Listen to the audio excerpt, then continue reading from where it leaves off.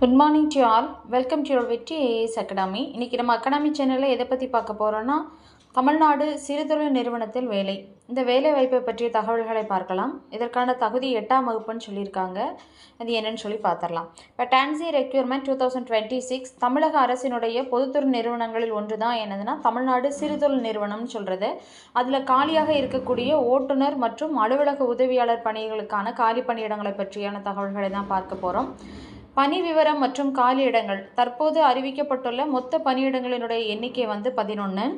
முதலில் ஓட்டுநர், அதாவது டிரைவருக்கு மொத்த 4 காலி பணியிடங்கள் காலியாக உள்ளது. இவர்களுக்கு அரசு விதிமுறைகளின்படி ஊதிய விகிதம் 19,500 முதல் 62,000 வரை நிர்ணயிக்கப்பட்டுள்ளது.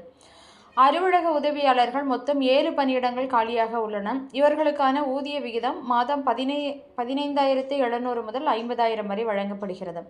இந்த 2 பணிகளுமே தமிழ்நாடு அரசின் ஊதிய விகிதத்தின் அடிப்படையில் வழங்கப்படுவதால் பணி பாதுகாப்பு மற்றும் நிலையான வருமானம் ஆகியவற்றை உறுதி செய்கிறது. கல்வி தகுதி இதற்கு எவ்வளவு அப்படின்னு சொல்லி பார்த்தோன்னா, ஓட்டுநர் பணிக்கு குறைந்தபட்சம் 8ஆம் வகுப்பு தேர்ச்சி பெற்றிருக்கணும். அத்துடன் கனரக அல்லது இலகுவ வாகனங்களை ஓட்டுவதற்கு தகுதியுள்ள உரிமம் வச்சிருக்கணும். குறிப்பாக வாகனங்களை இயக்குவதில் குறைந்தது ஒரு 5 ஆண்டுகள் அனுபவமாக இருக்கணும்னு சொல்லியிருக்காங்க. அலுவலக உதவியாளர் பணிக்கு இதுக்கு விண்ணப்பதாரர்கள் 8ஆம் வகுப்பு தேர்ச்சி பெற்றிருக்கணும். மேலும் மிதிவண்டி அல்லது இருசக்கர வாகனம் ஓட்ட தெரிஞ்சிருக்கணும்னு சொல்லியிருக்காங்க. அது மட்டும் இல்லாமல் நம்மளோட வயது வரம்பு அப்படின்னு சொல்லி பார்த்தோன்னா, பொது பிரிவினருக்கு அதாவது எம்பிசி டிஎன்சி மற்றும் பிசி பிரிவினருக்கு 18 வயது முதல் 34 வரை விண்ணப்பிக்கலாம். எஸ்சி எஸ்டி பிரிவினருக்கு அரசு விதிமுறையின்படி 18 வயது முதல் 37 வரை வயது வரம்பு தளர்த்தப்பட்டுள்ளது.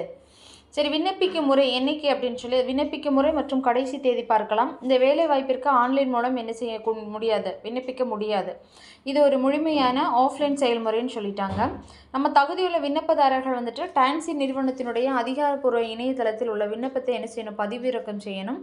அதை பூர்த்தி செய்யணும். பூர்த்தி செஞ்சதுக்கு பின்னாடி நம்மளுக்கு என்ன தகுதிகள் இருக்கோ அந்த சர்டிஃபிகேட் எல்லாம் ஜெராக்ஸ் பண்ணணும். ஜெராக்ஸ் பண்ணி அதனோட இணைக்கணும்.